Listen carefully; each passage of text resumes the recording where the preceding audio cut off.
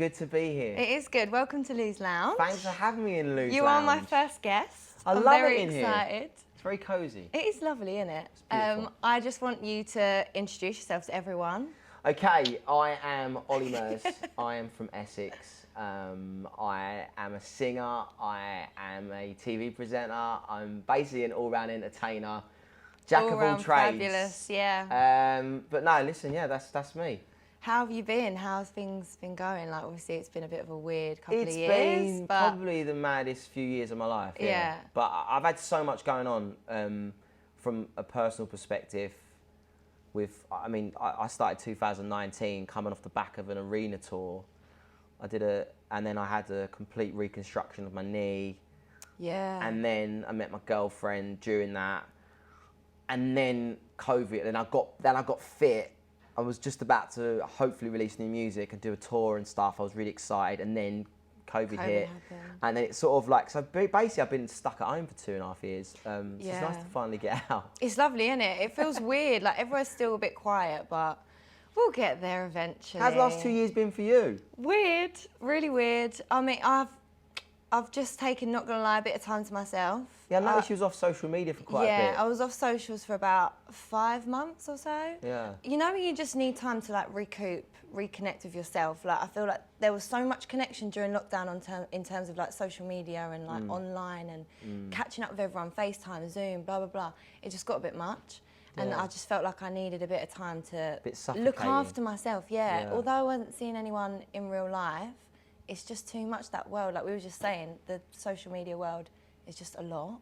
It can feel really suffocating, and also you can feel the pressure of like, oh, I need to do something, or I need to do this, or oh my God, I'm not doing enough, or especially in the positions that we're in, you feel like you have to do something because my fans are asking and I need to do something, and it's like, no, you don't need to do anything. Yeah, and actually, I felt like they wanted something from me, and I know they didn't. They're so patient, and I love them so much because they're just like, yeah, you do you, and I love that. Yeah. But it's hard. But it's really hard. I know you feel. I did it when I had my knee operation. I just said to my management and my team, I was like, look, I'm coming off social media for as long as I can. I'm just going to focus on me. Yeah. Focus on the recovery. I'm just going to focus on myself. Yeah. And it was hard. I mean, don't get me wrong, because the first thing you do in the morning, what do we all do? We get up in the morning, go to our phone straight away. We're straight on Twitter or Instagram looking at something. It's that instant gratification and that connection that makes you feel good. But then at the same time, what I actually missed the most when I came off social media, which was not about, the news or anything or what people are getting up to, but it was just actually I noticed that because of my job and being as busy as I was, I used to always want to check up on my mates. Yeah. And like, if I can't call everyone during the day, can you? So I'd be like, I wonder what my mates are doing. I'd just like check on their stories. And because I wasn't on Instagram, I think after about 2 months, Sarah's in the corner of the room. I was like, Sarah, I think I need my password back. Did she take it away from you like a naughty child? No, can you change the passwords? Can you change everything? Because I don't want it. And I was like, but I just want to go on there and just check. I just want to see. I want to be nosy. Because I also was in such my own place, and I was just on my own. I just wanted to like focus on me, and I had some good days and bad days. Yeah. But I was like, I don't want to ring my mates. I just want to see how they're getting on and see what they're getting up to. Because then when I do see them, I can like, oh yeah, I saw you done that, and then so that was kind of what I did. But it is good for everyone. I think it's something everyone should be educated on, even young kids growing up now. Is social media isn't real life. No. And you shouldn't be on it all the time. And it's a bit like playing computer games. When I was a kid, I used to play computer games all the time. And I still do now, but I do believe you should only do it in moderation and get out there and be active. Get off your phone, go and socialise with people, because you can sit there sometimes on your phone for hours and hours and hours just scrolling. Yeah, and the time just goes, doesn't it? You can spend, oh my God, I've spent days just sitting there scrolling. I've spent the whole day before just scrolling. No shower. You just stayed. I just stayed there. But no, like the younger generation, like my sister, she's on her phone all the time. How is your sister, by the way? I haven't seen her for years. Yeah, I know. She came on the summer tour with us, such a didn't character. She? Oh my Lord. No, she was a character then. It's been 4 years. Is she? It's been 4 years. Oh my she's Lord. even I worse. hope she is. I hope she's even worse, because she was hilarious back then. I mean, we was only talking off camera, but like obviously we did, Unpredictable and worked together in 2017. Yeah. doing that, and I just remember meeting your sister, and you were just like, I mean, who is this bundle of energy walking I was into kind the of room? just like, excuse her. She's loud, Excuse her, she's funny, Oh, she's got God. like, she had no filter. She needs her own TV show. And that summer tour, oh, that was sick. that was probably one of the best summers that I've had, because I just spent we spent so much time together. Well, it was sunny the whole time. And also, you forget how beautiful this country is. Yeah. There's so many. We went to so many great places. I mean, I couldn't tell you all the places we went to off the top of my head, but there were like big cricket grounds with so many beautiful scenery. we went to did you Thetford Forest. We did some forests. We did anywhere and anywhere they could have us. Didn't we? I just remember we had such a laugh. It was a great. That was one of my favourite summers. You know, me too. I think I just got to a point in my life where I was kind of getting over my old relationship. Yeah. I was now focusing on myself. I was like, right, I'm gonna really enjoy my music, and I released the album, and we was unpredictable. I remember we went to the tennis. Do you remember we went to Wimbledon? Yeah. Oh, Wimbledon was so good. I remember we shot the. I'm not gonna lie. Like the first time we went to Wimbledon, I had no idea what was going on. Really? I was just like, yay! You never knew Wimbledon? You never watched it before? No, well, I watched it, but I didn't know, I didn't know the rules, I didn't know how it worked, like love and all that. I'm like, yeah, cool, I just had a great time. I was just sipping my pims. Do you know what? I'll be honest with you, you never said anything to me. Yeah, well, I was just like, taking it all in. I remember we sat there the whole day. Yeah. And we performed as well, we performed. Did we? Yeah, I swear we did. Not at Wimbledon. Did we not? I don't think we did at Wimbledon. No, I think we just got there and did loads of fun stuff. We did promo stuff, We did promo because I remember Yeah, we played games and stuff. Listen, that whole summer for me was really fun. The tour was great. You was amazing. Every time you came on and sang Unpredictable was brilliant.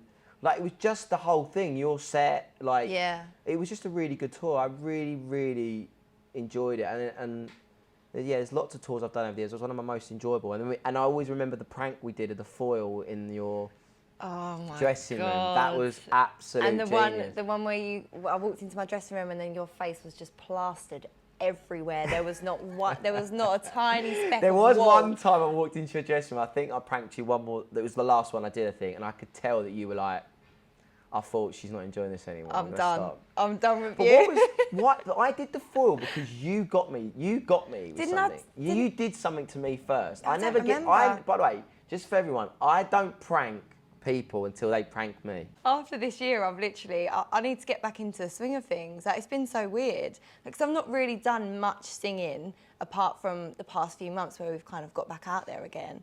It's just been a weird transition. Yeah, that's true. How's it all going? That is true. It's going good. It's going really good. Yeah? It's different. Like, I don't think anyone's going to really expect the kind of music that I'm doing. But I always wanted you to go different because I think I wanted me to go different. You was in a lane of like, I remember us chatting about it, and you was doing like all this sexy, like almost like Rihanna kind of like Beyonce vibes, and I just think like you've got more to like. You had. I always feel like you can do that, but you can do the next thing and the next thing. Yeah. You know? No, I totally agree. And to be honest, it came from a place of rebellion, I think, with me, because I just felt like, really? Why? Like there was a lot of times where I wanted to go down a certain avenue, and I just almost felt like I couldn't, or another avenue was being pushed, and I wasn't really feeling it, and I never really had too much choice over, like, writing my own stuff. I never really experienced that until maybe 3 years ago. That's when I really started. And during this time, I was just kind of like, I was getting so frustrated with things. And I just thought, I'm just going to go the other way then. No one's going to listen to me. I'm just going to go the other way. And I kind of took it a little bit too far, to be honest with you. You just went the opposite of what people were asking you to do. I guess so, yeah. And I was young. Like, we were just speaking about the fact it's been 4 years since Unpredictable. Like, that is... Mad. That is a long You've time. probably grown now. I've grown so much. And I was a child. I was, 17, 18. And I've had to learn a lot of lessons along the way. And I've had to just learn how to be myself. I didn't know who to be apart from Louisa. Like, I didn't really know how to be Lou. Well, because you haven't really, because you've only ever been in front of the cameras or in front of people, and they expect, oh, you're going to sing. And you haven't really had a chance to grow up and learn life and just other things away from this. Exactly, and it kind of got to a point where I was like, I don't even want to be myself anymore. I'm scared to even be my, like, vulnerable self, because people are going to say this, they're going to say that. And I would worry so much about what people thought, and I still like your do image sometimes. and stuff like that. My image, how I act, how I look, what I say, my opinions on things, everything. And I overanalyze myself so much in like the worst way that you can. And it just led me to such a dark place. And I'm grateful that I actually have learned those lessons, as hard as it's been. I feel like that's why I spent a lot of time working on myself and taking a break. I mean, I know that it's so fast paced. I feel like, you know, we were together quite a lot during them periods. I know you had your family and you had your friends with you and stuff like that, but you know, it's so sad to hear that you felt like that. But I mean, because when I was with you, you just seemed like the most confident, and maybe that was just I mean, you, in this industry, you do find that people do that. You put a mask over things, and that's what I do most of the time. People think that I'm just this happy-go-lucky guy, and I remember a few people come up to me, I won't mention their names, and just like, why you always seem so happy all the time, Ollie? Why? Like, you must have a shit day or a bad day. And I'm like, I do all the time. Yeah. But when I step into this office or this work in front of a camera, I compartmentalise that. So I leave that at the table. And I don't want to show people that I'm vulnerable or sad. But actually, when I go home, I am sometimes, you know. We all go through that. And it's sad for me to hear you say that, but I'm glad that you've come out the other side of it, and you've you know, you must have great friends and family around you that have been. Yeah, I think if I didn't have them, I don't know where I'd be. Because I mean, you know, they came to everything. They're always around me. They're always like pushing me, boosting me up, like holding my hand when I need it. Like they're always there for me. And I know your family are the same. Like you're really close to your well, that family. was one of the. I mean, that was one of the things I figured out very early in this industry is there's a lot of false people around you, and I'm sure you've had a lot of them when you first came into this. When you first left X Factor, you probably had loads of clingerong people that are like, oh my God, you're amazing, Louisa, you're going to be the next big thing, I'm your best friend, I'm going to do this for you, I'm going to do this for you, I'm going to do this for you. And then 2-3 years later, you're like, well, where are you now? And you're like, oh wow, great, you know. And that's the kind of people you don't need in your life. It's the ones that are still here now that don't care if you have a good day or a bad day. They're just there for you when you need them. And that's my family and friends are exactly like that. They always are there when I need them, and they're the people that I can be Olly Murs around, not Olly Murs the camera person. I can be me in front of them. You know, they've seen me upset, they've seen me crying, they've seen me happy, they see me in every single possible emotion. And I think it's important to show that. Obviously, it's what you feel comfortable with. Some people don't want to go to work and show they've had a shit morning, but some people don't mind, and it's just whatever works for you. Like, I feel like for me, the thing that actually pushes me to kind of show, not pushes me, but wants me to show a little bit more vulnerability is my sister, my younger sister, because I think there's a world out there that's like so perfect, and like what we were saying earlier, social media, it's just everything's great all the time. And everything is not great all the time. No. Like, it never will be. That's not life. No. So how's the new music though? What's the new stuff good. like? It's basically just about my journey since X Factor, to be honest. Nice. Like, I've not, as I said, not written my own music since, well, till about 3 years ago. And it started off awful. Like, it wasn't good. It was rubbish. I'd never written a proper song before. I'd never really taken much interest in it, to be honest, because when I came off X Factor, everything was so fast paced. It was like, have this song, have that song, go for this, do that. And I didn't really get much of a opinion in it, to be honest. And it was great. I loved the music. It was great, but it's so different now. But it's kind of like me telling my personal journey in a song, which is how I've always wanted it to be. I've always wanted it to be like a diary entry, which is exactly what it's like. Well, Robbie always said to me when I come off X Factor, Mr. Williams. He used to say... Just drop that one in there. Yeah, I didn't want to say Robbie Williams. I thought I'd try and be a bit more subtle with it. But he used to say to me, you know, make sure you... He said to me, as soon as I come off the show, he said, get in the studio, write your own music. Make sure that it comes from you. Because when you sing it, you'll sing it from a special... You'll sing it from the right place, not because the record label said, look, here's a song, go sing it. Because you're not really going to sing it with the same passion and same. And I always wrote all my own songs. A bit like you, when I first went in the recording studio, I was like, what the hell am I doing? I was so confused. It was massive. But then I watched the Ed Sheeran documentary, and I love Ed. I love his music, and I really like him as a person as well.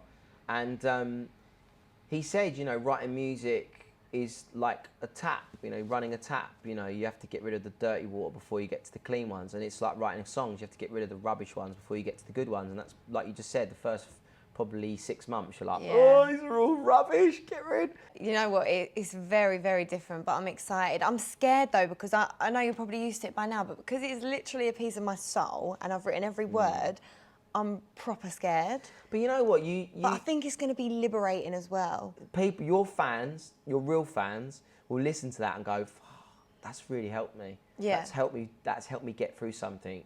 I'm sure you're going to get loads of and messages, and I'm sure it's going to be a success. Those little moments, like even just if someone was to come up to me and say, you know, that line really helped me, or that song really helped me, or I really resonate with that, they're the moments that make it all worth it. Like through all the like ups and downs and highs and lows or whatever, like those little pockets of sunshine just make it all worth it. And also there's no doubt, and I've said this to you before and I'll say it again, you have got the X factor, whatever that is.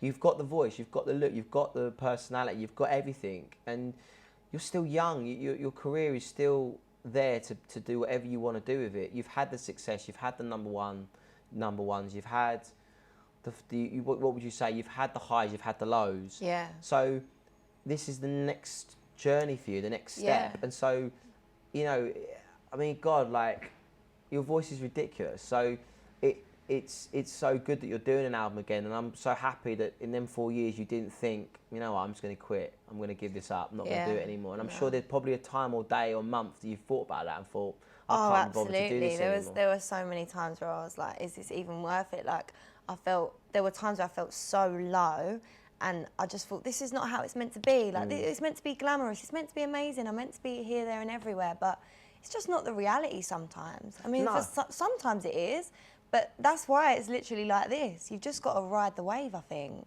Like, you've just got to go with it. I'm so happy you got a new album out. Can't wait to hear it. Thank you. I'm really excited. It's going to be exciting. It's going to be good. There is a little section that I'm doing in each Lou's Lounge called Yeah, But How Are You? And I know we've gotten really deep already, to be fair, but I just want to know, in this moment, how you actually are. How are you doing?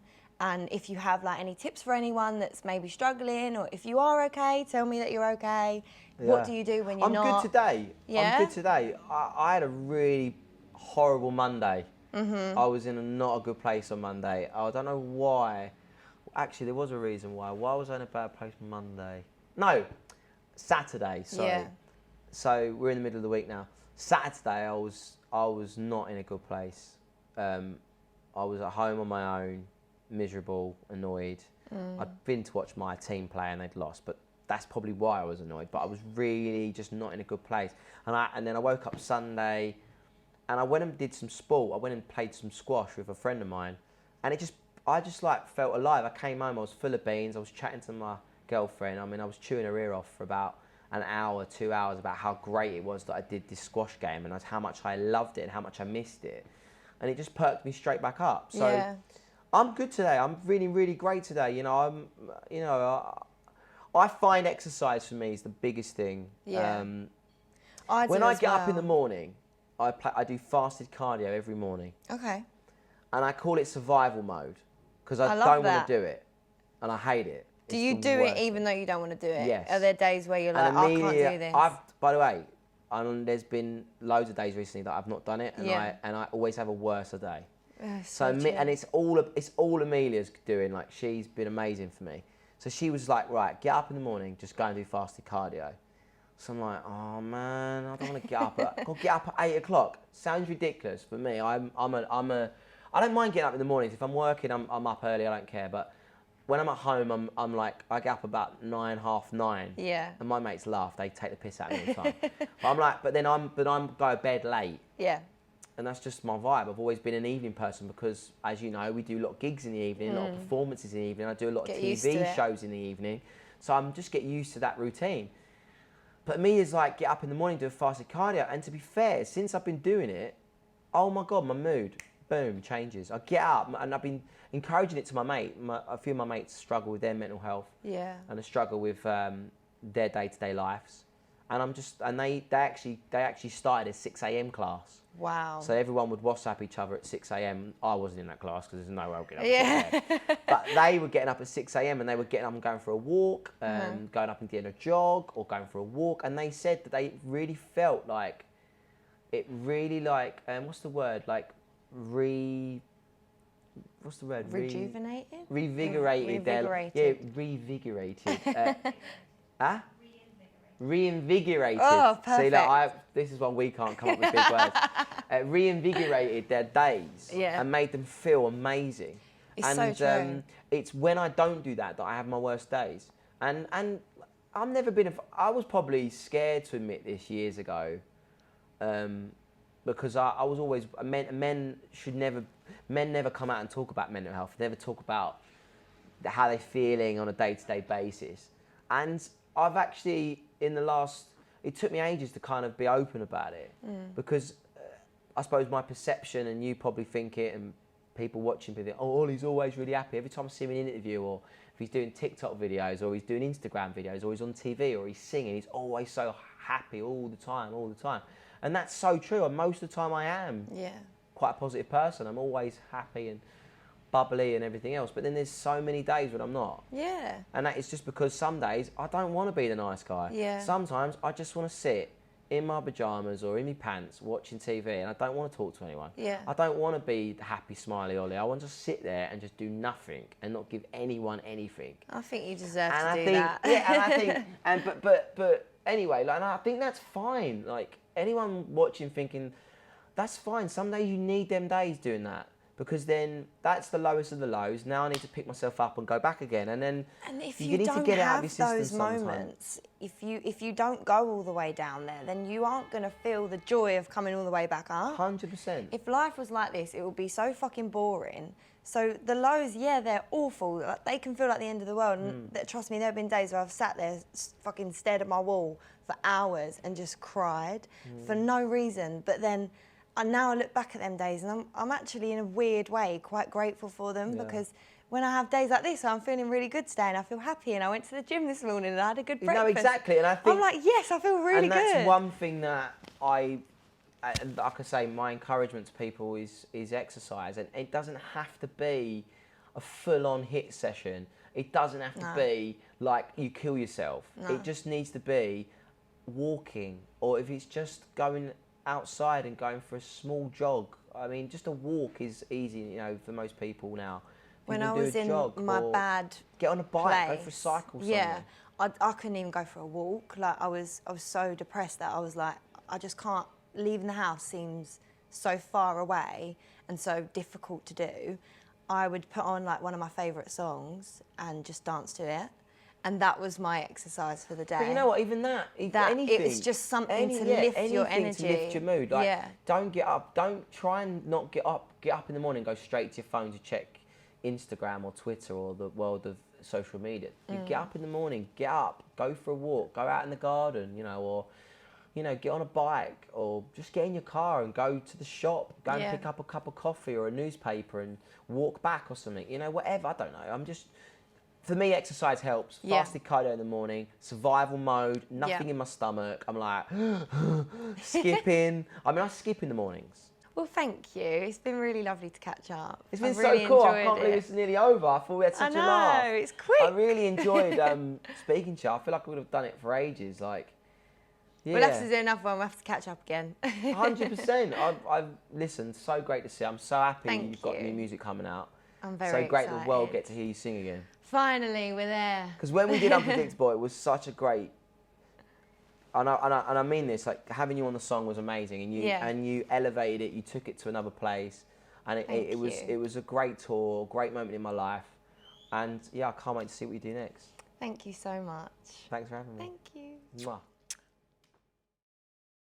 Thank you so much for watching. If any of the stuff we spoke about today resonated with you and you want to reach out to someone for help, please have a look at the links below, and don't forget to like and subscribe.